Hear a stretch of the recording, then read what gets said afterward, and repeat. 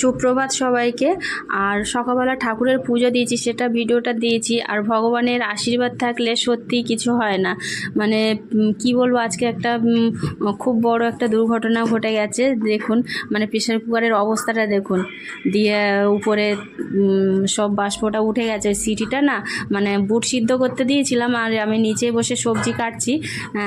আর তখন ওই সিটিটা অনেকক্ষণ হয়ে গেছে, ওই সিটিটা মানে জোরে ছিটকে এসে আর খুব জোরে আওয়াজ হয়ে আমার কাছে পড়েছে, কিন্তু আমার কিছু হয়নি। পাশেই পড়েছে কিন্তু কিছু হয়নি। এটা ঠাকুরের আশীর্বাদ। আর আমি ভগবানকে বিশ্বাস করিও, তা সেই জন্য মনে হয় কিছু হয়নি, ভগবানের আশীর্বাদ ছিল বলে।